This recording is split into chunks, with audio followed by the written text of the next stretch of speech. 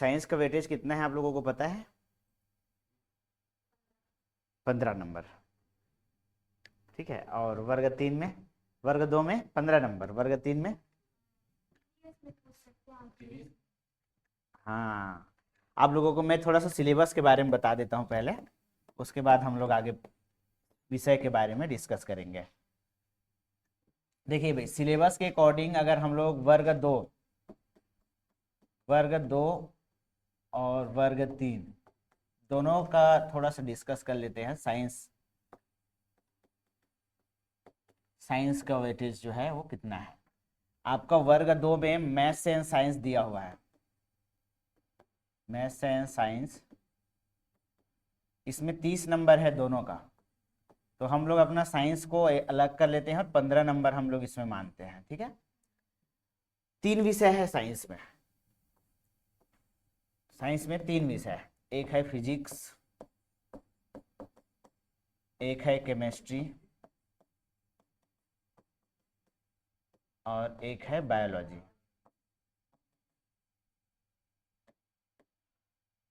Average question कितना बनेगा अगर हम लोग 15 नंबर को बांट दें इसमें? तो 55, औसत मान के चलते हैं, एक आध दो ऊपर नीचे होता है हमेशा।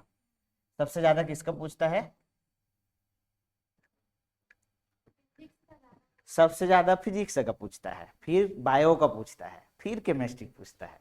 अगर वो 6 क्वेश्चन फिजिक्स का दे दिया तो वो 4 केमिस्ट्री का देगा, फिर से बाकी क्वेश्चन बायोलॉजी के रहेंगे।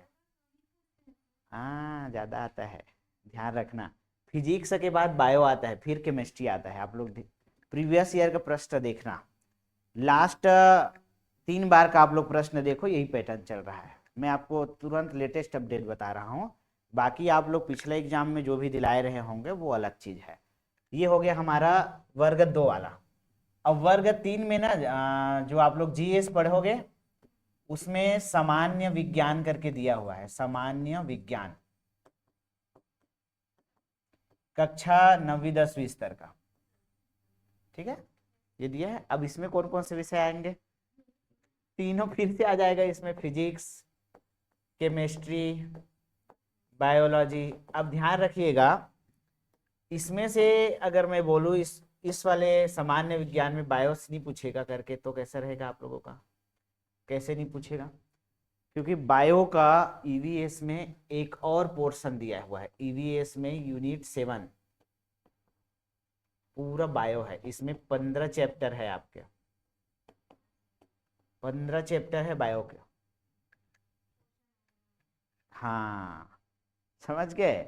और इसमें आप लोगों को क्या पढ़ना है? तो कंप्लीट बायो पढ़ना है इसमें। अगर आप लोग सिलेबस रखे हो क्या? अभी नहीं रखे हो, चलो आपको हार्ड कॉपी रखना पड़ेगा, बाद में रखना आप लोग। तो इसमें 15 चैप्टर है, और ये तो हो गया आपके ईवीएस पोर्शन में। ईवीएस कितने नंबर का है टोटल? 20 नंबर का, 20 नंबर का है टोटल। और इसमें टोटल कितने यूनिट है? तो 1 से 8 यूनिट है। और आपका 7वां यूनिट कौन सा है? बायो का है।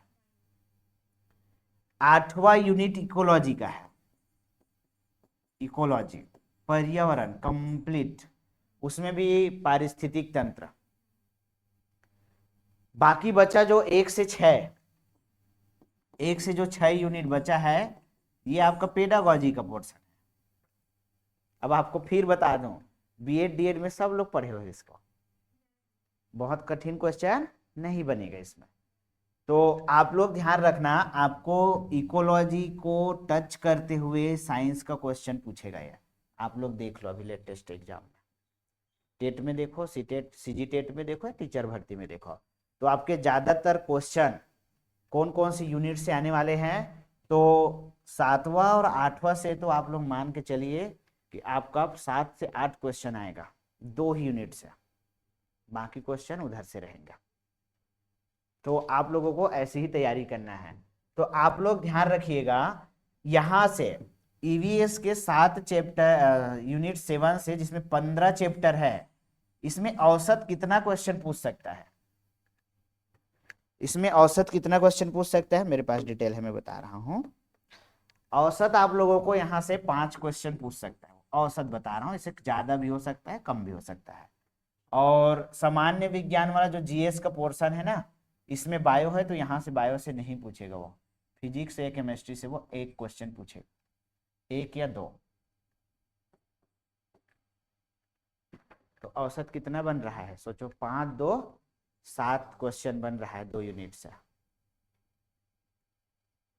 तो आप लोग अभी बायोलॉजी पढ़ोगे, उसमें वर्ग 2 में बायो का वेटेज कितना है, 5 नंबर का।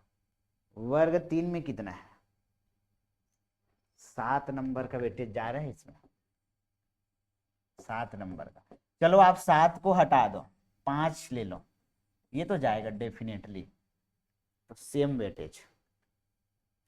तो वर्ग 3 वाले ये मत सोचना कि हमारे में बायोलॉजी नहीं है, ईवीएस में दिया है वो, 15 चैप्टर है।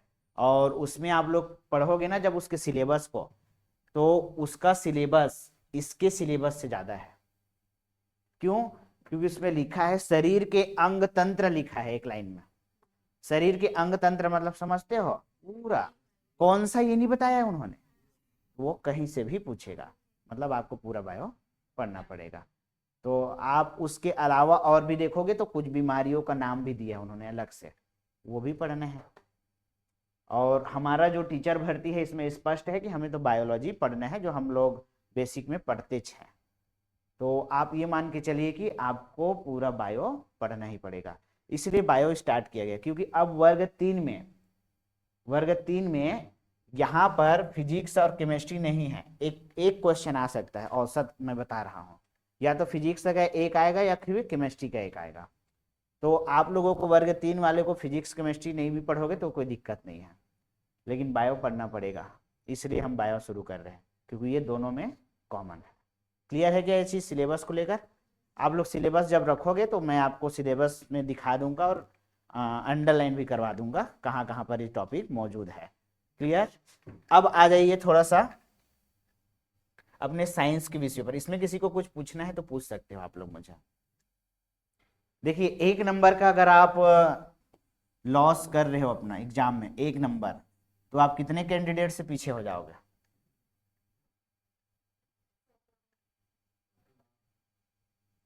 एक क्वेश्चन अगर आप गलत कर रहे हो तो 7 से 8 हजार स्टूडेंट से पीछे जाओगे। समझ रहे हो ना? औसत बता रहा हूँ पिछले एग्जाम के मुकाबले, कितने फॉर्म भरेंगे उसके हिसाब से हमारे एवरेज निकलेगा ना। समझ रहे हो? तो आप उतना पोस्ट नहीं है, एक क्वेश्चन गलत किए मतलब आप बाहर हो जाओगे। तो आप सोचिएगा पॉइंट्स में आप अंदर हो, पॉइंट्स में भी अगर आप नंबर ला रहे हो तो अभी लास्ट वाला जब एग्जाम हुआ था ना, तो आधे आधे पॉइंट्स में ना स्कोर बदल रहा था, मतलब रैंकिंग बदल रहा था। एक न जैसे कोई 60,000 में है, एग्जाम्पल बता रहा हूँ, तो एक नंबर अगर उनका ज़्यादा है तो वो आ गया है 50 में, फिर एक नंबर है तो वो आ गया है 35 में आ गया है, फिर एक नंबर बढ़ा तो 20 में आ गया, 5 नंबर में वो 1,000 के अंदर में आ जाएगा। इतना ज़्यादा मतलब इसका डिफरेंस होता है। तो आप लोग सोचिए कि 5 नंबर मतलब पूरा बाजी पलट देगा ये, आप पूरा बाहर हो सकते हो और पूरा अंदर हो सकते हो। तो आप लोग सभी एक पॉइंट पॉइंट में काम करना है, क्योंकि ये एक बार और लास्ट बार आपको अवसर मिला है, ऐसे मान के चलिए। अगली बार भर्ती कब आएगा इसका हम लोग बोल नहीं सकते, क्योंकि ये रेगुलर भर्ती नहीं है, हर साल होने वाला भर्ती नहीं होता है ये, 2 साल 3 साल में एक बार आता है, या 4 साल 5 साल बोल सकते हो। इससे पहले कब आया था? अभी जो 23 वाला है उसको छोड़ दो, क्योंकि वो चुनावी मुद्दा कारण इधर उधर हो गया था। उससे पहले 19 में आया था, उससे भी पहले अगर देखोगे तो 11 में आया था। समझ रहे हो कितना गैप है? तो आपको 2 भर्ती का वेट करते आपकी एज निकल जाएगी। समझ गए? तो आप लोग फर्स्ट और लास्ट मान के तैयारी करना। अब आप लोग थोड़ा सा साइंस के विषयों को समझो।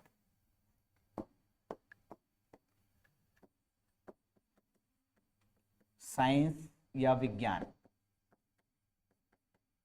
इसमें हमारा जो मुख्य 3 विषय है इसके बारे में मैं आप लोगों को इंट्रोडक्शन देता हूं। एक है फिजिक्स, भौतिक विज्ञान बोलते हैं। इंग्लिश वाले कौन कौन है?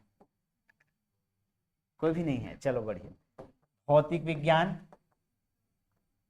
उसके बाद दूसरा है हमारा केमिस्ट्री,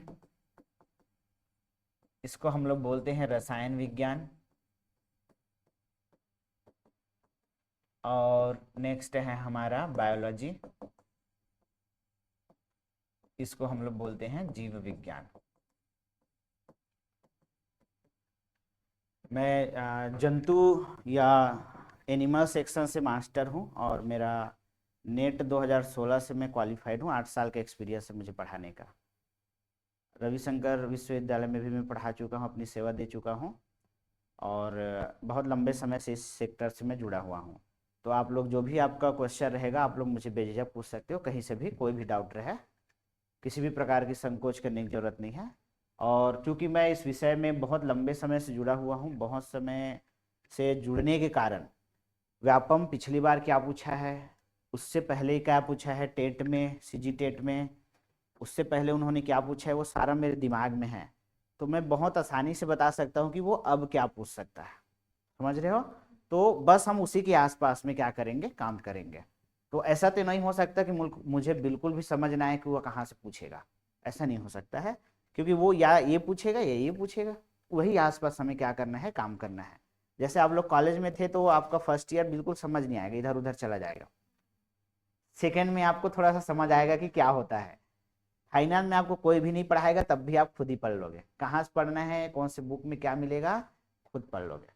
मैं 8 साल से इस फील्ड में पढ़ा रहा हूँ तो मुझे एक एक पैटर्न पता है व्यापम का कैसे कैसे पूछ रहा है, तो आपको उसका फायदा मिलेगा।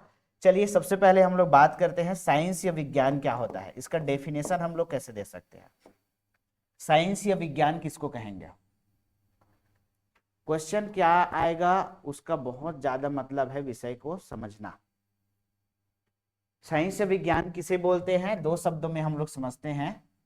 ऐसा ज्ञान जो प्रयोगों और परीक्षणों द्वारा क्या किया जा चुका है, प्रूव किया जा चुका है, और जो सार्वभौमिक होते हैं, सार्वभौमिक, या इसके लिए हम लोग शब्द प्रयोग करते हैं यूनिवर्सल। प्रयोग को बोलते हैं प्रैक्टिकल।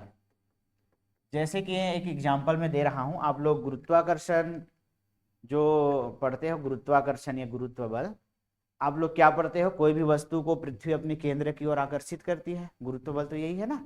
जैसे ये मार्कर को अगर हम ले तो ये नीचे की ओर गिरेगा। अगर हम अमेरिका चले जाए या दुनिया के किसी भी कोने में चले जाए, इसको हम लोग ऐसे छोड़ेंगे तो ये नीचे ही गिरेगा। इसका मतलब साफ है कि जो गुरुत्व बल है वो पूरी तरह से सभी जगहों पर एक समान रूप से काम करेगा, जिसको हम लोगों ने क्या कर दिया है, प्रयोगों के माध्यम से सत्यापित कर दिया है, और ये गुरुत्वाकर्षण बल है, नाम भी दे दिया है। तो हम लोग जो भी ज्ञान अपने आसपास प्रयोग में करें लाएंगे, या जो भी ज्ञान हम विज्ञान में देखेंगे, वो सब प्रैक्टिकल से क्या किया जा चुका है, सिद्ध किया जा चुका है, प्रूफ किया जा चुका है। अगर हम लोग पानी का रासायनिक नाम क्या है, इसका रासायनिक नाम H2O नहीं, H2O तो उसका अणु का उच्चारण होगा, हाइड्रोजन 2 है, ऑक्सीजन 1 है। पानी का रासायनिक नाम क्या होगा? नहीं, साइंस वाले कितने लोग हो इसमें? अच्छा चलो ठीक है, कोई बात नहीं, मैं जीरो लेवल से बताऊंगा। NaCl को क्या बोलते हैं? हाँ, सोडियम क्लोराइड है, साल्ट है, ये है डाइहाइड्रोजन मोनोऑक्साइड। ठीक है। अगर आप भारत में पानी देखोगे तो उसका मॉलिक्यूलर स्ट्रक्चर H2O होगा। कहीं भी जाओ H2O मतलब पानी, ऐसा नहीं कि वहां H3O होगा, पानी नहीं होगा। अगर हम उसको H2O2 बोल देंगे तो ये पानी नहीं है, समझ रहे हो, ये हाइड्रोजन पेरोक्साइड हो जाएगा। तो आप लोग हमेशा याद रखना कि कोई भी चीज अगर वैज्ञानिक रूप से प्रमाणित हो चुका है तो वो दुनिया के किसी भी कोने में रहे वो वही होगा। अब जैसे हम लोग मंगल ग्रह में पानी खोज रहे हैं, अलग अलग ग्रहों में पानी खोज रहे हैं, वहां पानी मिलेगा तो वो H2O ही होगा, तभी पानी है भाई। समझ आ रहा है? ऐसा नहीं है कि उस ग्रह में HCO होगा तो उसको पानी बोलेंगे, नहीं। ब्रह्मांड में कहीं भी जाओ H2O मतलब पानी होगा, दूसरा उसमें कोई चीज एक्सेप्टेबल नहीं है भाई। तो आप लोग याद रखिएगा, ये प्रयोगों और परीक्षणों द्वारा प्रमाणित ज्ञान होता है और पूरी दुनिया में एक समान रूप से ये लागू होता है। यहाँ पर ये मार्कर नीचे गिरेगा तो दुनिया के किसी भी कोने में जाओ ये नीचे ही गिरेगा। ये ज्ञान हमेशा एक जैसा रहेगा। एक और उदाहरण देता हूं, जैसे कि कोई भी वैक्सीन की बात करें हम लोग, कोई भी वैक्सीन मतलब बुखार आने पर कोई दवाई ले रहे हैं, तो बुखार आने पर जो दवाई हमारे शरीर में काम कर रहा है वो दूसरे देश के इंसान के शरीर में भी काम करेगा। भौगोलिक और शरीर के आकार के आधार पर कम ज्यादा असर हो सकता है, लेकिन काम जरूर करेगा। तो जो भी ज्ञान हमें विज्ञान के द्वारा मिलता है उसको हम लोग क्या करते हैं, प्रयोगों के माध्यम से पहले तो सत्यापित कर लेते हैं भाई। जब वो सत्यापित हो जाता है तभी वो विज्ञान बनता है। क्लियर है क्या आप लोगों को? तो हम लोग विज्ञान या साइंस के परिभाषा में क्या लिख सकते हैं, तो ऐसा ज्ञान जो प्रयोगों और प्रेक्षणों द्वारा प्रमाणित हो और जो पूरी दुनिया पर एक समान रूप से लागू हो, ऐसा ज्ञान हमारा विज्ञान कहलाता है। हो गया क्लियर ये चीज? बस ऐसे सुन के समझना है आप लोगों को, बाकी चीजें मैं लिखाऊंगा। फिजिक्स या भौतिक विज्ञान में हम लोग क्या पढ़ते हैं, 9वीं और 10वीं में सब लोगों ने पढ़ा है। ऐसा नहीं है कि ये बिल्कुल आप लोगों ने कुछ नहीं पढ़ा है, आप जीरो है, ऐसा बिल्कुल नहीं है। फिजिक्स विषय किसके बारे में अध्ययन कराता है, कोई बताओगे? जो फिजिक्स विषय है इसमें आप लोगों को मैं 2 एग्जाम्पल बता रहा हूं, 2 नाम से। एक मैं बता रहा हूं द्रव्य, द्रव्य इसको बोलते हैं मैटर। कोई भी मत लिखना कुछ भी, आप लोग बस सुनिए। साइंस में सुनना है, समझना है। समझ आ गया तो आप कहीं से भी पढ़ सकते हो, हर जगह बुक अवेलेबल है, कंटेंट हर जगह अवेलेबल है, समझाने वाले नहीं मिलते। तो आप लोग पहले समझो। ये एक शब्द मैंने लिखा है द्रव्य, और एक मैं यहां पर लिख रहा हूं ऊर्जा, एनर्जी। भौतिक विज्ञान द्रव्य और ऊर्जा का अध्ययन है। कैसे? द्रव्य और ऊर्जा का अध्ययन कैसे है, तो इसको समझते हैं। भौतिक विज्ञान में हम लोगों ने क्या पढ़ा है अभी तक? फिजिक्स में क्या पढ़े हो आप लोग? एक आध टॉपिक याद करो। हाँ,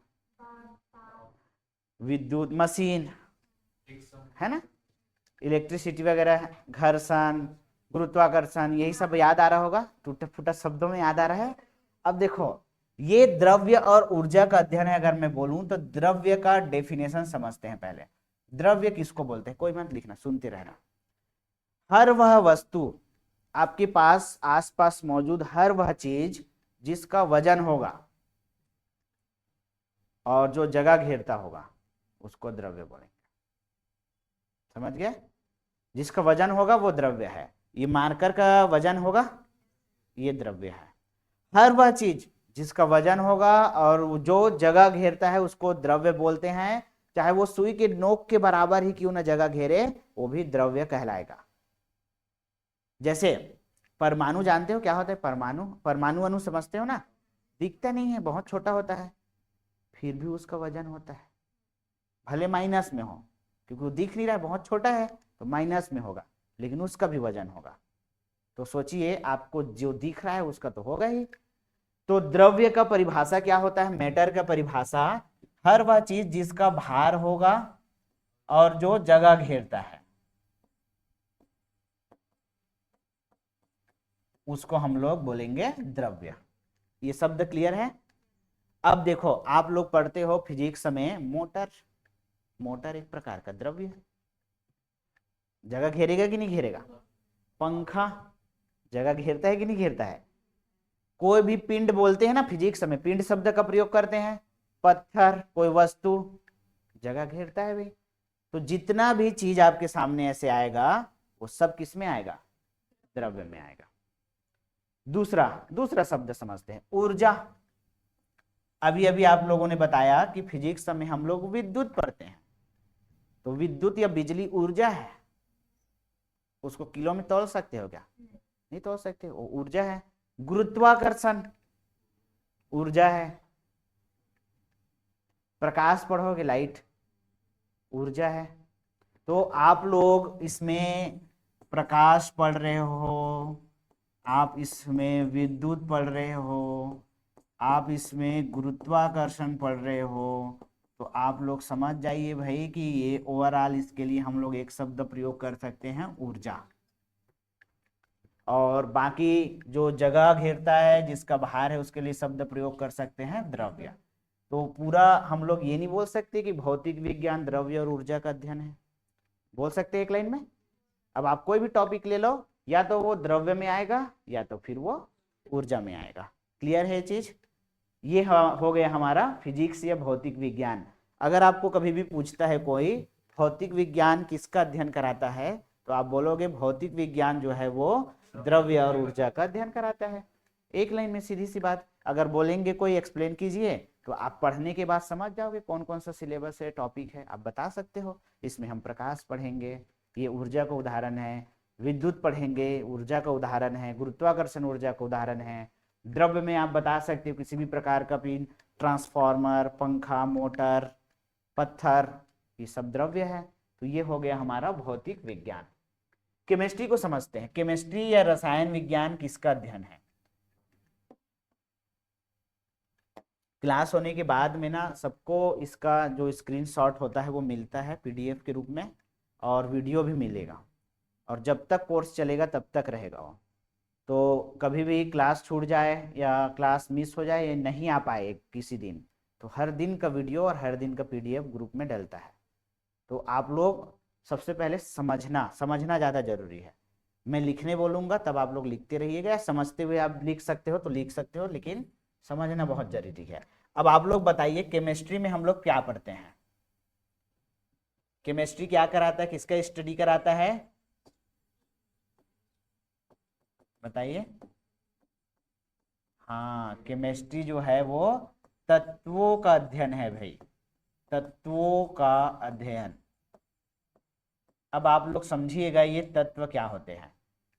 कार्बन, हाइड्रोजन, नाइट्रोजन, समझ गए ना? जो आप लोग फार्मूला पढ़ते हो वही तो तत्व है।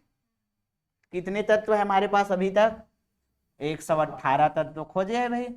इसी 118 तत्वों के बारे में जब हम पढ़ेंगे तो वो कौन सा विषय हो जाएगा? केमिस्ट्री। अब टीचर भर्ती में उसके क्राइटेरिया है, कौन से क्राइटेरिया में पढ़ना है, क्योंकि केमिस्ट्री तो बहुत बड़ा है, बहुत बड़ा है ना। तो उसके क्राइटेरिया है, मैं यहाँ पर उसका क्राइटेरिया बता रहा हूँ आप लोगों को। एक तो हमें पढ़ना है कंपोजिशन से, मैं एक्सप्लेन करते जा रहा हूँ, आप लोग समझना। कंपोजिशन को हिंदी में बोलते हैं संगठन। हमें संगठन वाला कॉन्सेप्चुअल चीजें पढ़नी है। संगठन मतलब क्या होता है? जैसे H2O में हाइड्रोजन के कितने परमाणु हैं? 2। ऑक्सीजन कितना? 1। तो इसका संगठन क्या है हमें पता है? हाइड्रोजन और ऑक्सीजन से बना है भैया। ऐसे ही हमें यौगिकों के बारे में पढ़ना है, उसका कंपोजिशन। दूसरा, इसमें हमें क्या पढ़ना है? तो इसमें पढ़ना है रिएक्शन, इसको बोलते हैं अभिक्रिया। आएगा नहीं रिएक्शन तो मैं आप लोगों को समझा दूंगा कैसे आता है। और ध्यान रखिएगा, प्लस पॉइंट ये है कि अगर आपको बिल्कुल अभिक्रिया नहीं आता, लिखना नहीं आता बिल्कुल, तब भी कोई दिक्कत नहीं है, समझना ज़्यादा जरूरी है। क्यों पता है? आपके सामने एग्जाम में लिख के आएगा, आपको लिखना थोड़ी ना है, आपको बस पहचानना है। तो 4 बार पढ़ोगे तो एक चीज़ समझ नहीं आएगा क्या? बिल्कुल आएगा, थोड़ा बहुत तो आएगा। और आपके सामने जब एग्जाम में वो सामने में रहेगा तो आपको बिल्कुल ये समझने में देरी नहीं लगेगा कि यही है आंसर। तो आपको प्रैक्टिस करवाऊंगा मैं एमसीक्यूज का। तो हमें पढ़ना है रिएक्शन, अभिक्रिया। फिर है इसके यूटिलाइजेशन, यूटिलाइजेशन या इसको बोलते हैं हम लोग उपयोग। अब ध्यान रखिएगा आप लोग, उपयोग में क्या पढ़ेंगे? तो हम लोग जब सुबह सो के उठते हैं और रात को जब सोने जाते हैं, तो उस दौरान केमिस्ट्री कहाँ कहाँ पर है हमारे दिनचर्या में? तो सुबह उठे सो के ब्रश करोगे, आपका ब्रश प्लास्टिक का बना होगा या रबड़ का बना होगा? तो रबड़ पढ़ना है हमें, प्लास्टिक पढ़ना है, प्लास्टिक के प्रकार। नाश्ता करोगे, किचन में जाओगे, नमक है, तेल है। बर्तन धातु का बना होगा, धातु, अधातु, उपधातु पढ़ना है। आप कपड़े पहने हो, कोई ना कोई रेशा का होगा, पॉलिएस्टर का होगा, नायलॉन का होगा, रेशा पढ़ना है। आप चश्मा पहनते हो तो आप चश्मा पहने हो, कांच लेंस है, आप उसमें कांच क्या होता है, कांच के बारे में पढ़ना है। आप जिस घर में रहते हो घर बना किससे है? सीमेंट, प्लास्टर ऑफ पेरिस, चूना। समझ आ रहा है? यही सब आपके टॉपिक है। तो इसके उपयोग पढ़ेंगे यूटिलाइजेशन में। तो केमिस्ट्री के 3 क्राइटेरिया है और ये तीनों क्राइटेरिया से ही क्वेश्चन आते हैं। इसके बाहर आज तक कभी भी कोई क्वेश्चन नहीं गया है। 100% यहीं से आएगा, आगे भी यहीं से आएगा, क्योंकि इसके बाहर वो पूछ ही नहीं सकता। आप लोग पीएचडी थोड़ी किए हो कि वो कठिन आपको पूछ, चलिए प्रूफ कीजिए करके। तो आपको बहुत ही, अगर वो कठिन क्वेश्चन भी देगा जैसे सी टेट में देता है वैसे, तब भी वो इसी के क्राइटेरिया में देगा, इससे बाहर नहीं जाएगा। समझ आ रहा है आप लोगों को? तो ये हमारा हो जाएगा केमिस्ट्री। मैं ऐसा इसलिए बोल रहा हूँ क्योंकि मैं जितना भी अभी तक क्वेश्चन पेपर देखा हूँ छत्तीसगढ़ में, सी टेट को छोड़कर सी जी टेट वगैरह में, तो उसमें मध्यम लेवल के ही क्वेश्चन है। सी टेट में थोड़ा सा हार्ड क्वेश्चन है, लेकिन वो भी आपके कंपोजिशन और रिएक्शन सेक्शन के हैं, तो कहीं पर बाहर से प्रश्न नहीं आया है, तो आप लोग इसके लिए एकदम निश्चिंत रहना। दूसरा है नेक्स्ट लास्ट हमारा बायोलॉजी या जीव विज्ञान। जीव विज्ञान में हम लोग क्या पढ़ते हैं? Study of life, study of life, या आप लोग बोल सकते हो जीवन का अध्ययन है, जीवन का अध्ययन। अब आप लोग जीवन का अध्ययन है अगर समझते हो तो जीवन क्या है ये भी आप लोगों को पता होगा। हमारी इस धरती पर जीवन दो रूप में है, या तो फिर पेड़ पौधों के रूप में है या तो फिर जंतु के रूप में है। तो इसी के बारे में जब हम लोग पढ़ते हैं तब उसको क्या बोलते हैं? बायोलॉजी या जीव विज्ञान कहते हैं। आप लोगों को साइंस समझ आ गया क्या है? मोटा मोटा समझ आ गया। अब हम लोग क्या स्टार्ट करेंगे? अपना विषय स्टार्ट करेंगे, बायोलॉजी। बायोलॉजी में भी मैं सबसे पहले जीवन क्या है वो बताऊंगा। हम लोग एकदम से पढ़ना स्टार्ट नहीं करेंगे, मैं एक एक करके स्टेप टू स्टेप चलूंगा। तो अगला स्लाइड में ले रहा हूं, इसमें मैं लिखता हूं बायोलॉजी। समझिएगा, कोई लिखने की जरूरत नहीं है अभी, जब तक समझ नहीं आएगा विषय क्या है आपको लिखने से भी कोई मतलब नहीं है। बायोलॉजी या जीव विज्ञान, जो भी रटने वाला जो चीज है, जैसे किसको किसने क्या खोजा, किसका क्या क्या खोज करता है, वो सब मैं लास्ट तक में बताता हूँ, यूनिट के लास्ट में। तो तथ्य जो रटने वाले हैं वो लास्ट में बताऊंगा, कॉन्सेप्ट जो समझने वाले हैं मैं पहले बताऊंगा। अब देखिए, जीव विज्ञान या बायोलॉजी में मैंने बताया कि ये जीवन का अध्ययन है, जीवन, लाइफ। तो चलिए हम लोग लाइफ क्या है उस पर थोड़ा सा डिस्कस करते हैं। कोई भी जीव जिंदा है उसके क्या लक्षण है? चलो बताओ। मूवमेंट करेगा, श्वास लेगा। चलो बताते जाओ, आप लोग एक एक करके बताते जाना, जैसे किसी ने बताया तो दूसरा आप लोग सोच। हाँ, श्वास लेना, श्वसन बता, श्वसन में लिख रहा हूँ, श्वसन। एकदम धीरे से पेशेंस से आप लोग सोच सोच के बताइएगा। रेस्पिरेशन, और बताइए गति। चलो ठीक है, गति, हाँ बिल्कुल, गति एवं प्रचलन एक साथ लिख देता हूं मैं, आप लोग सोच के रखे रहो फिर बताते जाना मुझे। इसको बोलते हैं मूवमेंट एंड लोकोमोशन। और क्या बताया आप लोगों ने? प्रजनन। चलो ठीक है, प्रजनन, प्रजनन को बोलते हैं रिप्रोडक्शन, रिप्रोडक्शन। और बताइए, आप लोग जितना बताओगे मैं उतना एक्सप्लेन करूंगा। हाँ ठीक है, हिना, सिलेबस प्रोवाइड करा दूंगा मैं। और क्या है? वृद्धि, ठीक है, वृद्धि।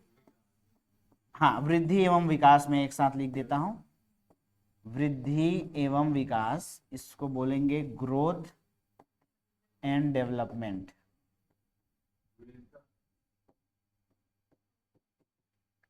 डाइवर्सिटी होगा उसको, हाँ वो नॉन चीजें है उसको नहीं लिखेंगे। और बताइए, जो मॉर्फोलॉजी को बताता हो, आकार को या शारीरिक चीजों को बताइए। नहीं, भार भी नहीं लिखेंगे, है ना। पोषण आ जाएगा, मतलब जो उसके लक्षण को डायरेक्ट शो कर रहा हो वो बताइए। हाँ, पोषण आ जाएगा। न्यूट्रिशन, पाचन लिख देता हूँ, खाना खाएंगे तभी तो हमारा पोषण जो है कंप्लीट होगा, पाचन। इसको मैं लिख देता हूँ डाइजेशन। पादप और जंतु दोनों में जो कॉमन हो वो सब बताइए आप लोग। और क्या लिख सकते हैं? सोचो, इतने सारे लोग हो आप लोग। रोग, दामिनी।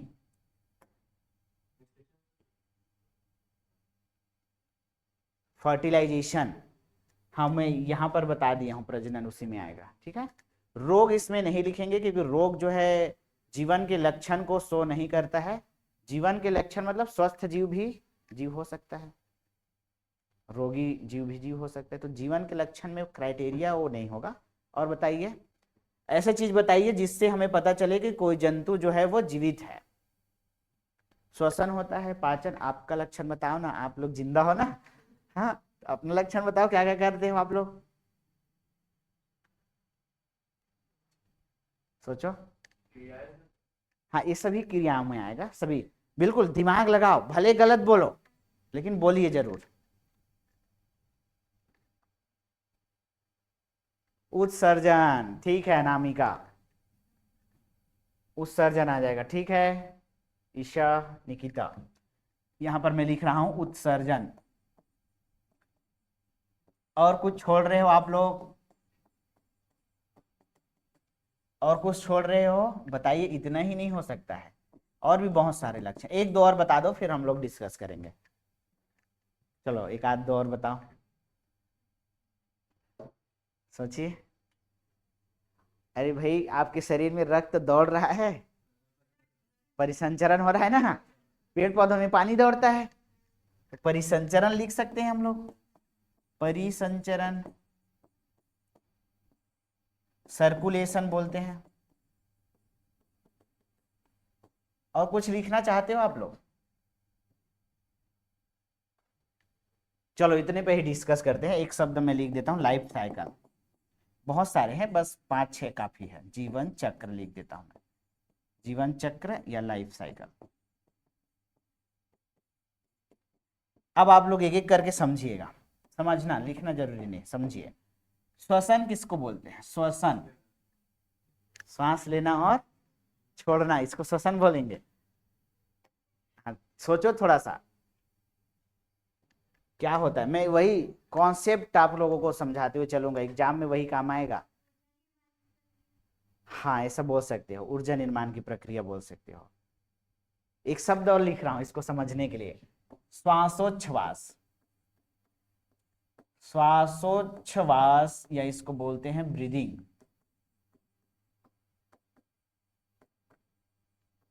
इसमें क्या अंतर होता है? What is the basic differences between respiration and breathing? क्या है अंतर किसमें? श्वासोच्छ्वास में थोड़ा सा मिस्टेक हो गया, बाकी सही है पूरा। देखिए भाई, हवा को फेफड़े में भरना, फेफड़े में हवा भरना एवं छोड़ना, ये कहलाता है श्वासोच्छ्वास। देखिए, हवा को मैंने ऐसे खींचा, छोड़ दिया, फिर खींचा, फिर छोड़ दिया, ये क्या है? श्वासोच्छ्वास है। 1 मिनट में 16 से 17 बार होता है भाई ये, और मशीन जैसा काम कर रहे हैं ना, इसलिए ये एक मैकेनिकल प्रोसेस है। मैकेनिकल को बोलते हैं हिंदी में यांत्रिक, यांत्रिक प्रक्रिया लिखे, समझ आ रहा है? ये हो गया हमारा श्वासोच्छ्वास। श्वासोच्छ्वास की क्रिया रुकती नहीं है, नहीं श्वसन की क्रिया कभी रुकती है, और रुक गया तो क्या हो गया? हम ही रुक जाएंगे भाई, वो रुक गया मतलब हम रुक जाएंगे। तो आप लोग याद रखिएगा, रेस्पिरेशन, ब्रीदिंग मतलब होता है फेफड़ों में हवा भरना और छोड़ना, इनहेल एंड एक्सहेल। तो श्वसन क्या है? श्वसन का मतलब क्या होता है, यहां पर समझिएगा।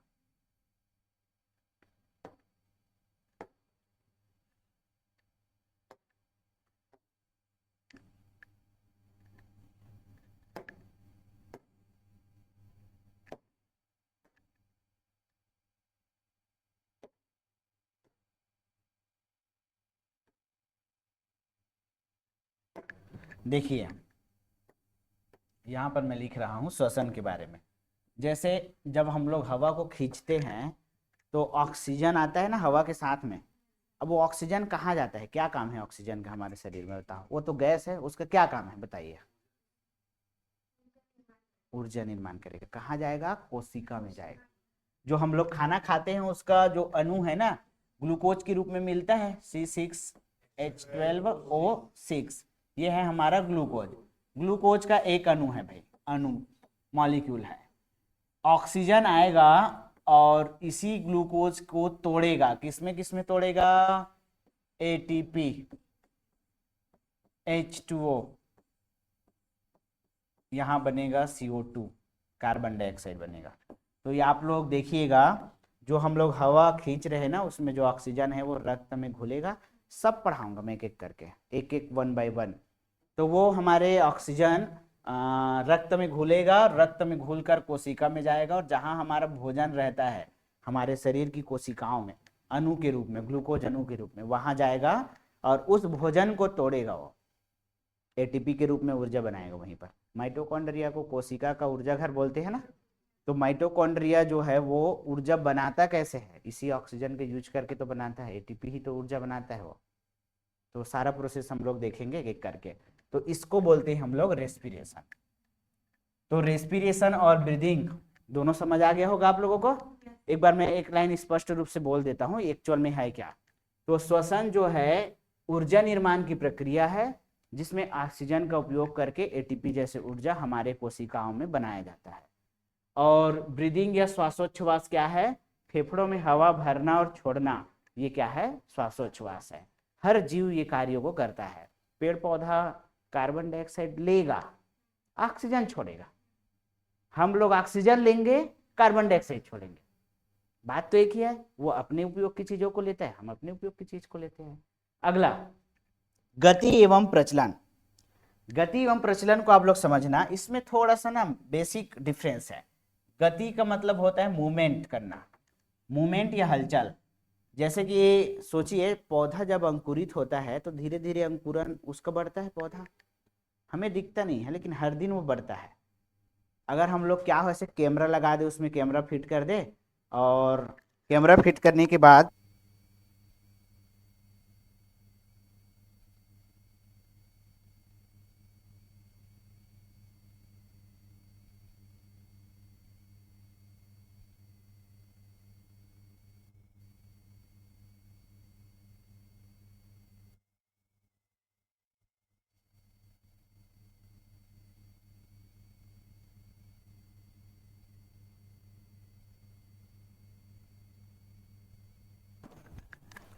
तो देखो गति करना मतलब जैसे कि कोई चना अंकुरित होता है, उसमें आप ना ऐसे कैमरा लगा दो उसके सामने, धीरे धीरे अंकुरित जब होगा वो, तो उसको स्लो मोशन में आप देखोगे ना, स्लो मोशन में अंकुरित होगा, उसको फास्ट कर दो। तो यूट्यूब में देखे होंगे ऐसे कोई पौधा कैसे बढ़ता है, मूवमेंट हो रहा है ना कोई, हम नहीं देख पा रहे लेकिन नहीं हो रहा है, क्या हो रहा है। जैसे कोई पौधा है लंबाई में बढ़ेगा, इमेजिन कीजिए मैं एक पौधा हूँ, तो मैं लंबाई में बढ़ूंगा, मेरे हाथ ऐसे बढ़ेंगे, शाखाओं का विस्तार होगा, तो गति हो रहा है, मूवमेंट हो रहा है, लेकिन वो चलता नहीं है, प्रचलन नहीं पाया जाता। तो प्लांट्स में आप लोग याद रखना, इसमें केवल गति होता है, लेकिन एनिमल में गति भी होगा और साथ ही साथ वो चलता भी है, प्रचलन भी करता है। तो ये एक बेसिक अंतर है। अगला, प्रजनन या रिप्रोडक्शन का मतलब क्या होता है। बिल्कुल, सेम ऑफस्प्रिंग प्रोड्यूस करना या अपने जैसे जीव को या संतान को उत्पन्न करना क्या कहलाता है, प्रजनन कहलाता है, रिप्रोडक्शन। नेक्स्ट पॉइंट आ जाइए, वृद्धि एवं विकास। अभी अभी मैंने एग्जांपल दिया था गति एवं प्रचलन में, जैसे चना ग्रोथ कर रहा है, ग्रोथ करेगा तो एक समय बाद उसमें फूल और फल भी लगेंगे।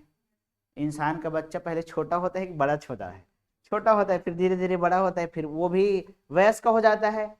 तो हमारे अंदर भी वृद्धि और विकास होता है, पौधों में भी वृद्धि और विकास होता है। एक है पाचन, डाइजेशन।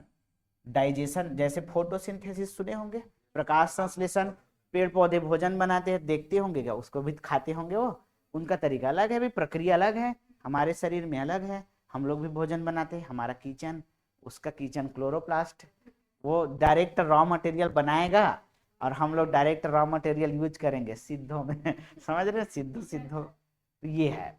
अगला है उत्सर्जन, एक्सक्रीशन। उत्सर्जन का मतलब है, अच्छा पेड़ पौधों का उत्सर्जी पदार्थ क्या होता है,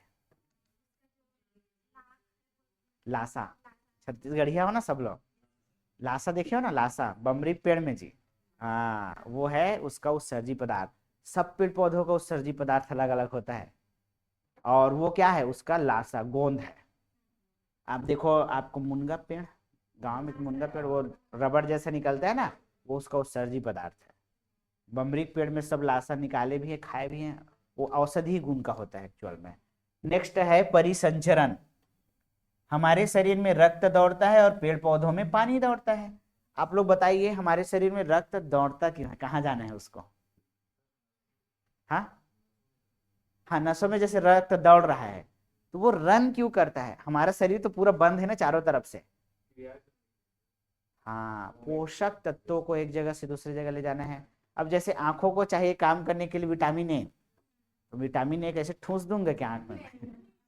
उसको खाना पड़ेगा ना, तो खाएंगे तो वो हमारे रक्त में मिलेगा तब जाएगा। भाई सबका प्रक्रिया अलग अलग है, रक्त में ही सारी चीज घुलेगी, इसलिए उसको दौड़ना पड़ता है।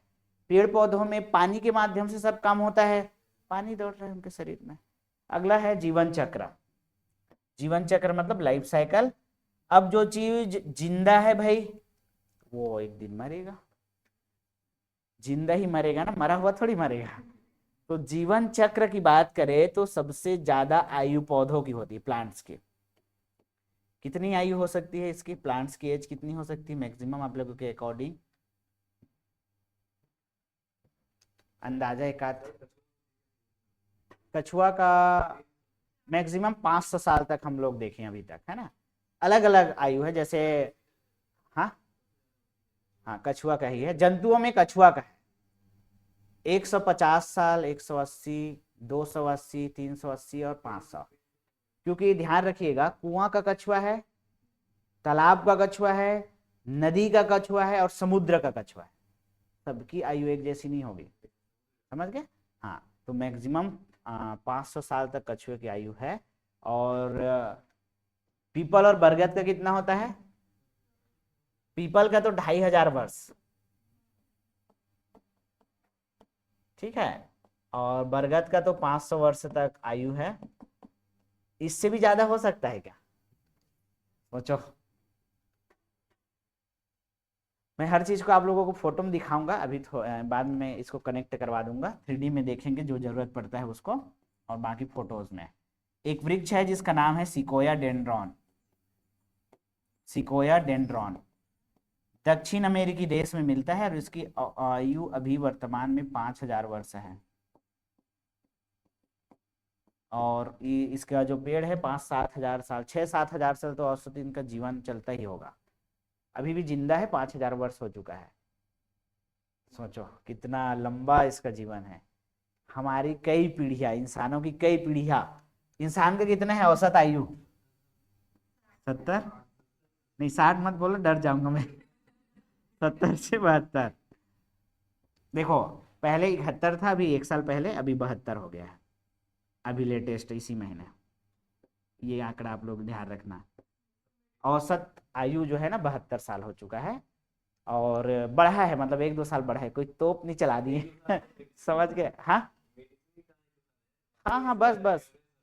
देखो आप लोग ध्यान रखना, आयु तो 100 साल बोलते हैं, लेकिन हम लोग 100 साल भी जी सकते हैं। लेकिन दिक्कत क्या है? प्रदूषण, खान पान। एक भी ऐसा चीज नहीं बता पाओगे आप लोग जो पूरी तरह से ऑर्गेनिक है, शुद्ध है, जिसको हम लोग रोज खाते हैं। चलो बताओ, एक चीज का नाम बताओ। एक भी नहीं है। तो हम लोग लोहा थोड़ी बने हैं, टीना टपरी बॉडी। समझ रहे हो? आपका औसत आयु वायु प्रदूषण के कारण भी कम हो जाता है। दिल्ली में आज वर्तमान में सबसे प्रदूषित शहर है दुनिया का, दुनिया का सबसे प्रदूषित शहर में से एक है। और वहां जीवन जीना मतलब 30 सिगरेट पीने के बराबर है अभी प्रेजेंट डे में, इतना प्रदूषण है। और अभी न्यूज़ में, मैं अपना नहीं बता रहा हूँ, ये कोई ऑथेंटिक सोर्स, एक चैनल का न्यूज़ था, मैं देख रहा था, कोई DNA करके आता है ना जी न्यूज़ में। हाँ, तो आप लोग ध्यान रखना, उसमें तो ये भी बता रहा था कि औसत आयु जो है ना इंसान की कम हो रही, कम से कम 8 से 10 साल तो कम हो जाएगा अगर वैसे ही कंडीशन रहा तो सोचिए, तो बहुत घातक चीज़ है हमारे लिए। तो हम लोग 100 साल इजी जी सकते हैं, लेकिन क्यों नहीं जी पा रहे हैं? खान पान सही नहीं है और वातावरण प्रदूषित है। आगे चलकर अगर ये सुधरा तो जी सकते हैं। आप लोग जानकर ताजुब हो जाओगे, जैसे अगर हम लोग जीवन प्रत्याशा वाला इंडेक्स देखें ना, कि कहाँ पूरे दुनिया में 200 देश है औसतन, तो उसमें सबसे अच्छा देश कौन सा है हर मामले में, जीवन प्रत्याशा, मेडिकल, हेल्थ, शिक्षा, सब में? तो हमारा देश ना एक टॉप 100 में भी नहीं है। सोचो, टॉप 100 में भी नहीं है। बहुत सारी चीजों में तो हम लोग 130 के बाद ही है स्कोर में। कुछ कुछ मुद्दों पर तो हम लोग लास्ट से टॉप कर रहे हैं। समझ रहे हो? इतना खराब है। बहुत सारी चीजें हैं। हाँ अब देखो, आप चीन का नाम बोले।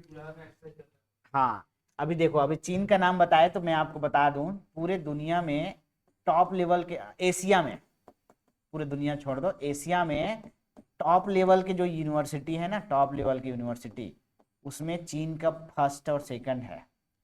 फर्स्ट भी उसी का है, सेकंड भी इसी का है। और शायद भारत जो है ना इसमें 40 के बाद है, 40 या 50 के बाद है। सोचो, हम अपने एशिया में भी फर्स्ट नहीं है। 58 है क्या? देखो 50 के ऊपर ही होगा। तो आप लोग सोचिए हमारा रैंकिंग कहाँ पर है। तो जीवन प्रत्याशा के मामले में खुशहाली वाले इंडेक्स में तो हम लोग कहीं नहीं है, समझ रहे हो, बहुत लास्ट में है। 134, मतलब 100 में नहीं है। हमें तो 100 में होना चाहिए था, 100 क्या 50 में होना चाहिए था। तो सोचिएगा कि जीवन किस चीज़ों पर मायने रखता है। तो आप जीवन जी कैसे रहे हो, आपके जीवन में क्या क्या चीज़ों का सुविधाएं है कि नहीं है, ये सब मायने रखता है। पॉपुलेशन में हम लोग कहाँ हैं? हर गलत चीज में पहले नंबर पर आ रहे हैं हम लोग। पॉपुलेशन में आगे आ गए। जब मैं छोटा था ना बचपन में, तो महिलाएं गांव में ऐसे कंडील लेके जाती थी परिवार नियोजन पढ़ने के लिए, समझ रहे हो। वो देखो कब जमाने की बात है, आज भी उनको लोग धारण नहीं कर पाए और जनसंख्या में हम लोग टॉप कर दिए। लेकिन एजुकेशन में आज भी वही के वही।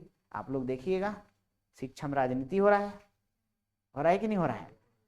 आपको, आप मूलभूत सुविधाओं को जैसे तैसे ले करके आप आगे बढ़ गए तो ठीक है। आज भी जैसे गवर्नमेंट के कहना है युक्तिकरण क्यों किया गया, क्योंकि स्टूडेंट नहीं है, एक स्कूल में एक टीचर है, या एक स्कूल में 10 टीचर है, बच्चे 5 है, इसलिए तो किया गया ना। उनका तो यही मानना था ना कि बच्चों के औसत आंकड़ों के हिसाब से टीचर ज़्यादा है तो उनको वहां से हटाया जाएगा। तो आप लोग देखिएगा, आज भी कई जगहों पर तो मूलभूत सुविधाएं ही नहीं है। आप कुछ सुविधा मत दो, चलो टीचर बस दे दो, वो भी नहीं है। पढ़ना दूर की बात, हर गांव में प्राइमरी स्कूल तो होना ही चाहिए। दूसरे गांव जाते हैं बच्चे अभी भी, कई जगह है ऐसा। और दूसरे गांव जा भी रहे हैं तो हर सब्जेक्ट के टीचर है ही नहीं वहां पर। तो आप सोचो, अभी तक हमें मूलभूत सुविधा नहीं मिल रहा है शिक्षा में, तो खान पान का स्टैंडर्ड तो आप भूल जाओ, है कि नहीं है। तो हम लोग बहुत पीछे हैं अभी। वो बस अपने आप को तसल्ली देते रहते हैं हम लोग।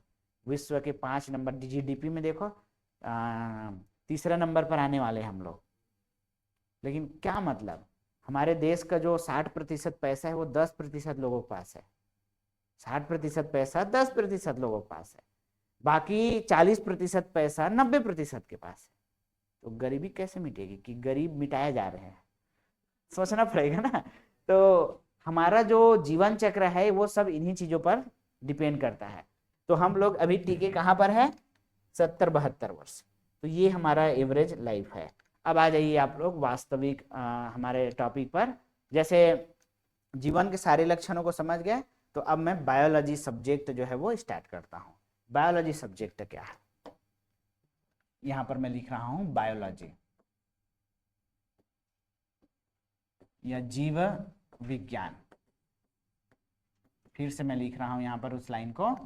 यहां पर बायोलॉजी में जो शब्द है बायो, अगर हम लोग देखें कहां से निकला हुआ है, बायोस, इसका अर्थ देखें हम लोग क्या है, बायोस।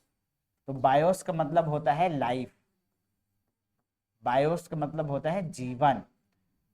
और जीवन जो होता है भाई सभी को पता है क्या होता है, अभी अभी मैंने डिस्कस किया था। दूसरा शब्द है लोगोस। लोगोस, इसका मतलब होता है अध्ययन करना, टू स्टडी, अध्ययन करना। तो इस तरह से शाब्दिक अर्थ को देखा जाए तो स्टडी ऑफ लाइफ या जीवन का अध्ययन, ये जो है हमारे सामने निकल कर आता है। आप लोग ध्यान रखिएगा, ये जो जीवन का अध्ययन है ये प्लांट और एनिमल दोनों के लिए है। दोनों के बारे में हम पर, इसीलिए देखिए पादप विज्ञान और जंतु विज्ञान दो हमारे ब्रांच बनेंगे इसमें।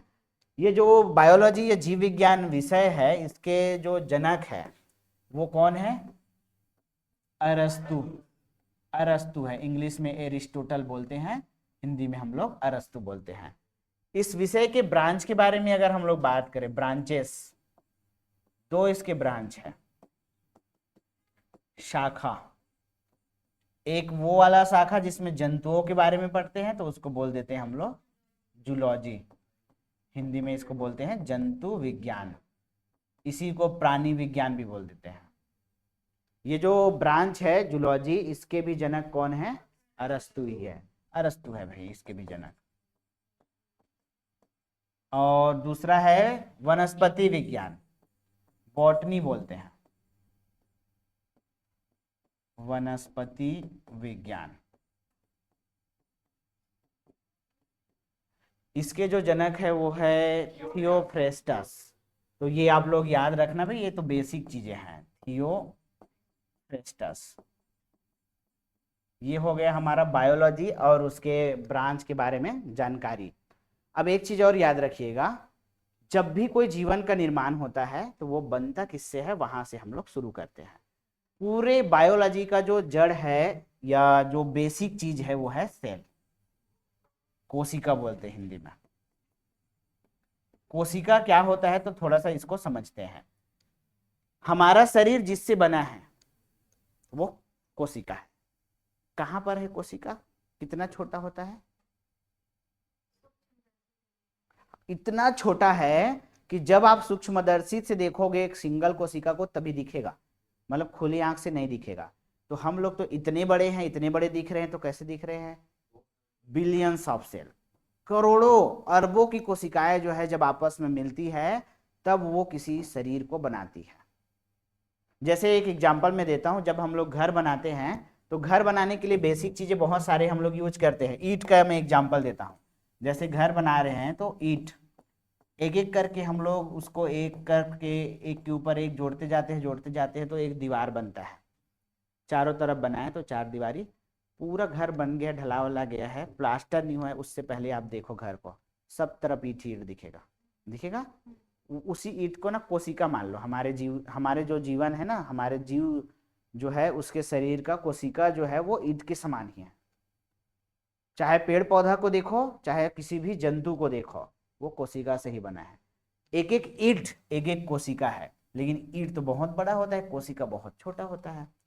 और एक चीज और इंटरेस्टिंग ये है कि ये जो कोशिका है ये भले माइक्रोस्कोप में देखोगे तब दिखेगा, लेकिन उसके अंदर भी प्रजनन होता है, उसमें भी सेल डिवीजन होता है भाई। वो प्रोटीन बनाता है, वो ऊर्जा बनाता है, वो खाना खाता है, वो सर्जन करता है, सब करता है जो हम करते हैं। तो आप लोग सोचो, हमारे अंदर जीवन है कि हम जीवन है? सोचो, आप लोग के अंदर जो करोड़ों कोशिका है वो सब अपने आप में जिंदा है, और वो जिंदा है तब हम जिंदा है। तो हम लोग एक को पढ़ेंगे तो सबको समझ जाएंगे, समझेंगे कि नहीं? सब करोड़ों थोड़ी पढ़ते बैठे रहेंगे, एक को पढ़ेंगे तो सभी वैसे ही होंगे। तो मैं एक के बारे में बताऊंगा, वैसे ही एक पादप के बारे में बताऊंगा। तो एक कोशिका मैं जंतु का बताऊंगा और एक कोशिका मैं पादप का बताऊंगा।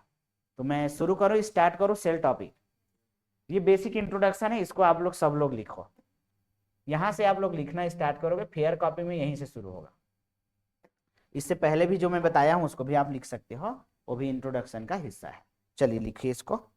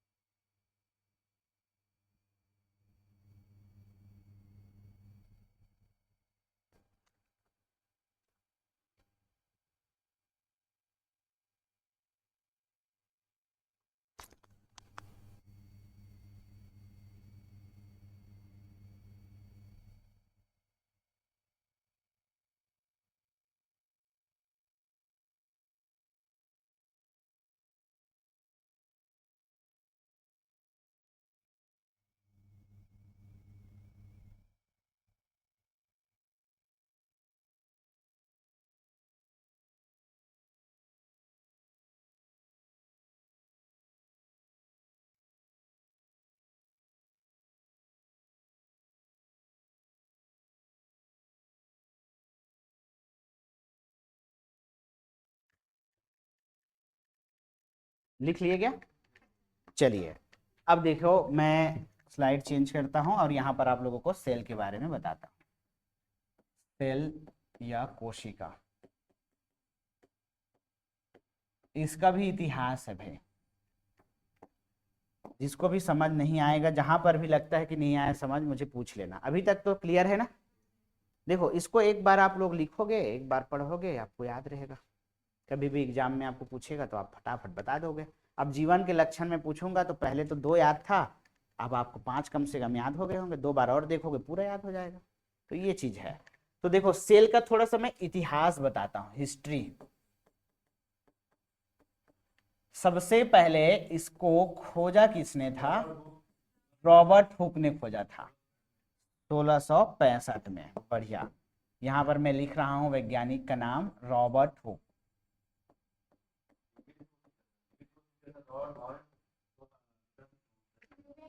लुवेनहॉग, हाँ ठीक है भाई, बेसिक चीजें पता है, बहुत अच्छी बात है। रॉबर्ट हुक 1665, इन्होंने क्या किया था? जो लकड़ी है ना, लकड़ी, इसको बोलते हैं, हाँ, टुकड़ा, कॉर्क बोलते हैं उसको, कॉर्क या लकड़ी का टुकड़ा, मैं लिख देता हूं। लकड़ी का टुकड़ा इन्होंने लिया था, और उस समय तो माइक्रोस्कोप था नहीं। 1932 में इलेक्ट्रॉन माइक्रोस्कोप का जो है वो आविष्कार हुआ है, नाल और रस्का के द्वारा, 1932 में, 1932 में इलेक्ट्रॉन माइक्रोस्कोप या इलेक्ट्रॉन सूक्ष्मदर्शी बोल सकते हो। किसने इसको बनाया था भाई? तो नाम लिख रहा हूं मैं, नॉल और रस्का, 2 साइंटिस्ट थे, नॉल एंड रस्का। हिंदी में भी इसको यही बोलते हैं, नाल एवं रस्का। ये था वर्ष 1932। तो हम लोग बात कर रहे हैं 1665 के बारे में। तो लकड़ी का जो टुकड़ा है उस पर उन्होंने देखा था, तो ये स्वनिर्मित सूक्ष्मदर्शी जो है वो बनाया था हाथ से, अपने द्वारा कांच को, लेंस को जोड़ जोड़ कर। इन्होंने जब लकड़ी का टुकड़ा देखा तो उसमें माइक्रोस्कोप में देखने पर इस प्रकार के हेक्सागोनल स्ट्रक्चर उनको दिखाई दिया। इसको षटकोण बोलते हैं हिंदी में, या मधुमक्खी का जो छत्ता होता है ना, हनी बी, उसके छत्ते के समान दिखाई दिया। इसको सेला कहा गया था, जो बाद में सेल हो जाता है। कोशिका शब्द जो है ना, रॉबर्ट हुक के द्वारा ही प्रयोग में लाया गया था भाई, आप लोग ध्यान रखिएगा। तो ये जो कोशिका था लकड़ी में मिला है, मतलब लकड़ी सूख चुका है, मर चुका है वो, तो ये डेड सेल था। ठीक, तो डेड सेल को सबसे पहले इन्होंने ही खोजा था, डेड सेल। हिंदी में इसको हम लोग बोलेंगे मृत कोशिका। अब ध्यान रखने वाली बात यह है कि कोशिका मृत रहे चाहे जिंदा रहे, सबसे पहली बार इन्होंने ही तो बताया था पूरी दुनिया को, इसलिए इसको बोला जाता है कोशिका का खोजकर्ता, डिस्कवरर। तो इसलिए इसको हम लोग लिखते हैं, यहाँ पर मैं लिख देता हूँ, कोशिका का खोजकर्ता या डिस्कवरर इसको बोलते हैं। फिर बाद में ना कोशिका के संबंध में ना एक ब्रांच खुला, जिसको कोशिका विज्ञान बोलते हैं, हिंदी में बोलते हैं, इंग्लिश में बोलते हैं साइटोलॉजी। तो साइटोलॉजी के पिता या कोशिका विज्ञान के पिता भी किसको बोलते हैं? रॉबर्ट हुक को, क्योंकि इसी ने ही उस सेक्शन को क्या किया था? जन्म दिया था। तो यहां पर मैं लिख रहा हूं साइटोलॉजी, साइटोलॉजी, इसको हम लोग बोलते हैं हिंदी में कोशिका विज्ञान, कोशिका विज्ञान। इसके जो जनक या जो पिता है वो है रॉबर्ट हुक, रॉबर्ट हुक, ये आप लोग याद रखिएगा। और इसके बाद में एक साइंटिस्ट आएंगे जो जीवित कोशिका को खोजता है, वो है लिवेनहॉक, एंटोनी वॉन लिवेनहॉक उसको हम लोग बोलते हैं। तो यहां पर मैं लिख रहा हूं लिविंग सेल, लिविंग सेल या जीवित कोशिका के खोजकर्ता, जीवित कोशिका। सन है 1674। उस वैज्ञानिक का नाम क्या है? तो मैं लिख रहा हूं एंटोन वॉन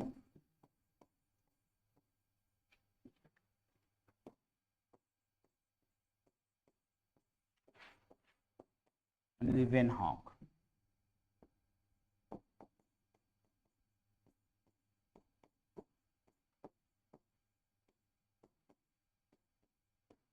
इन्होंने कहाँ पर खोजा था जीवित कोशिका को?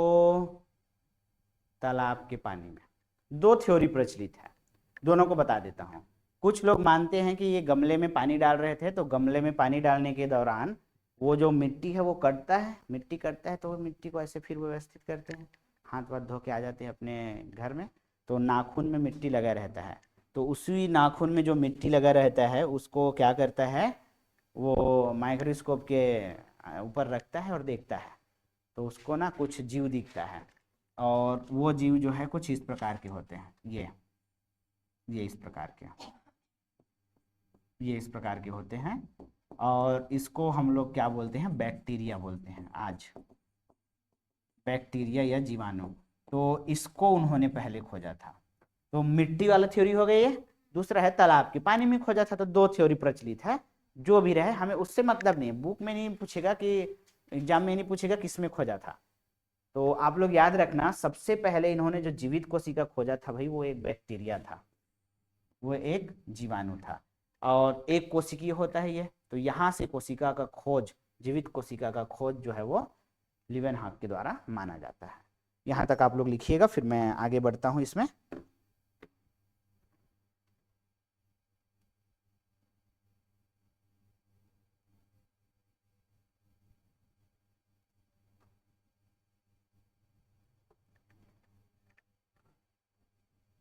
हो गया क्या? देखो, कोशिका विज्ञान के जो पिता थे रॉबर्ट हुक को मानते हैं, लेकिन ये जो साइटोलॉजी, ये जो शब्द है कोशिका विज्ञान, ये शब्द किसने दिया था? तो एक साइंटिस्ट थे, उसका नाम है हर्टविंग। हर्टविंग करके एक नाम है साइंटिस्ट का, हर्टविंग। इन्होंने ये जो साइटोलॉजी टर्म है ना, टर्म, ये जो शब्द है वो इन्होंने ही दिया है। तो ये भी आप लोग याद रखना। साइटोलॉजी के पिता रॉबर्ट हुक है, लेकिन साइटोलॉजी शब्द का सबसे पहले प्रयोग किन्होंने किया है? हर्टविंग ने किया है, ये याद रखिएगा। हर्टविंग एक ही नाम है ना, दो नाम नहीं है। और रॉबर्ट हुक का एक बुक था, बुक का नाम लिख लेना, नहीं, माइक्रोग्राफिया, इसका बुक था माइक्रोग्राफिया, ये आप लोग लिख लीजिएगा।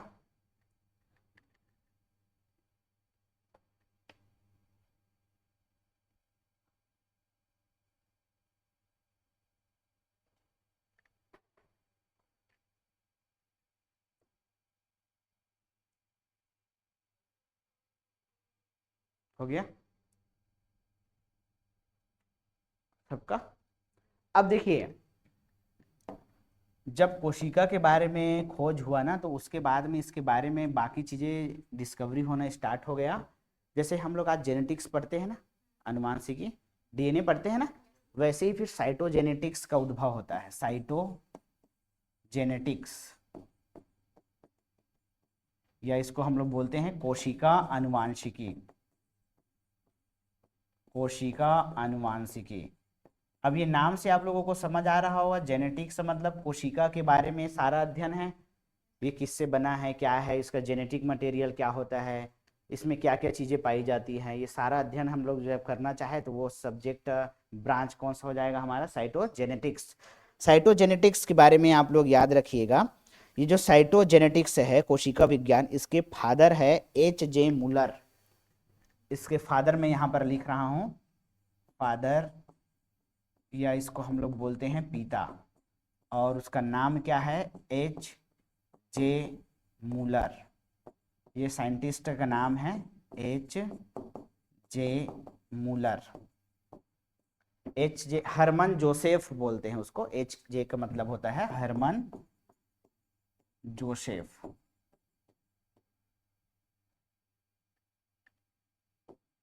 Joseph Müller. कभी भी पूरा नाम नहीं पूछता वैज्ञानिक का नाम क्या है, या साइंस में ना ये भी नहीं पूछता है कि कब खोजा है किसको, कौन सा वर्ष, ऐसा नहीं पूछता है। वो वैज्ञानिक का नाम तक पूछ सकता है, कोशिका की खोजकर्ता कौन है, ऐसा। कब खोजा है वाला हिस्ट्री वाला टॉपिक है, आपका सब्जेक्ट पढ़ते हैं ना हिस्ट्री, उसमें वर्ष याद रखते हैं, राजा महाराजा का नाम याद रखना पड़ता है। साइंस में ऐसा कुछ नहीं, इतना पूछने के लिए उसके पास टाइम नहीं है। कॉन्सेप्ट पूछेगा, कोशिका के बारे में पूछेगा, तो याद रखिए। ये हो गया।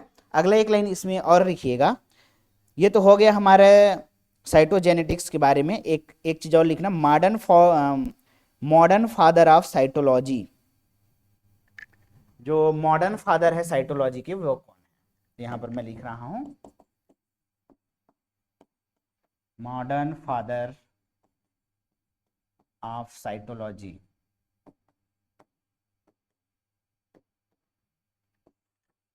कोशिका विज्ञान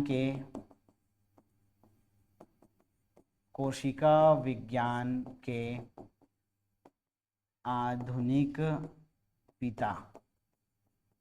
पुराना पिता कौन है, प्राचीन पिता कौन है? रॉबर्ट हुक है, सबसे पहले उन्होंने बताया था। लेकिन आज प्रेजेंट डे में कौन है? स्वानसन, एक साइंटिस्ट है, मैं उसका नाम लिख रहा हूं, स्वानसन। ये सब आप लोगों को रट लेना है भाई, ये रटने वाला टॉपिक है। स्वानसन याद रखिएगा। इसका एक बुक था, जैसे माइक्रोग्राफिया है वैसे ही स्वानसन का ना बुक था, उस बुक को बोलते हैं सेल। इसका बुक का ही नाम था सेल या कोशिका नामक इन्होंने बुक लिखा है भाई। और काफ़ी डिटेल में कोशिका के बारे में इसमें जानकारी दी गई है, क्योंकि ये अभी आधुनिक समय के व्यक्ति हैं। और आधुनिक वो तो 1616वीं शताब्दी सोचिए, आज कौन सा चल रहा है, 21वीं, तो ये अभी प्रेजेंट डे में ये है। ठीक है, एक चीज और लिखिएगा, Indian father of cytology. Indian father कौन है, भारतीय कोशिका विज्ञान के जनक कौन है? ये ओवरऑल वर्ल्ड वाइड, नहीं, वो दूसरे ब्रांच के हैं वो। ठीक है, मैं यहाँ पर लिख रहा हूँ इंडियन फादर ऑफ साइटोलॉजी, यहाँ पर लिखना Indian father of cytology.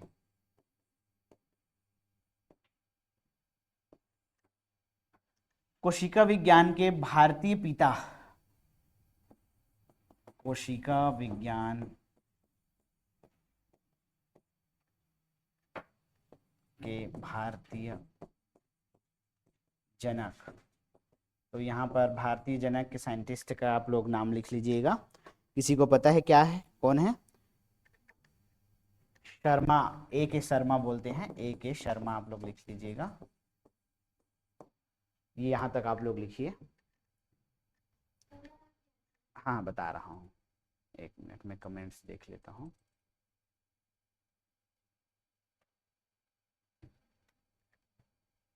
Physics व्याख्याता वर्ग 2 और वर्ग 3 के लिए है ना? ये जो बैच है व्याख्याता के लिए नहीं है, लेकिन टॉपिक तो सेम है, तो यूज होगा। ठीक, आप लोग लिख लीजिए इसको जल्दी से।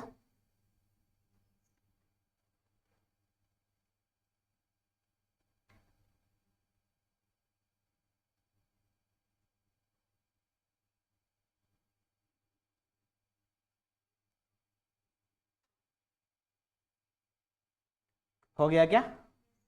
चलो ठीक। अब अच्छा एक चीज बताओ, जितना भी मैं बता रहा हूँ ये दिमाग में जा रहा है आप लोगों को? कहानी कॉन्सेप्चुअल जम रहा है पूरा? खोजा किसने, मृत को खोजा किसने, जीवित को किसने? अब ये सब नाम जो है ना, ये सब आप लोगों को याद रखना है। जैसे अगर पूछा कोशिका विज्ञान के आधुनिक पिता कौन है, तो स्वानसन है। कोशिका अनुवांशिकी में फादर पूछा तो आप लोग बताओगे H.J. मूलर। कोशिका विज्ञान के भारतीय जनक कौन है, तो A.K. शर्मा, अरविंद कुमार शर्मा। A.K. शर्मा मतलब अरविंद कुमार शर्मा। और आगे एक डायग्राम बनेगा। आप चलिए डायग्राम बनाने के लिए रेडी हो जाओ। तो मैं आप लोगों को डायग्राम जो है अगले क्लास में बनवाऊंगा, आज यहीं तक करते हैं। ठीक है, पर्याप्त है आज के लिए? चलिए ठीक।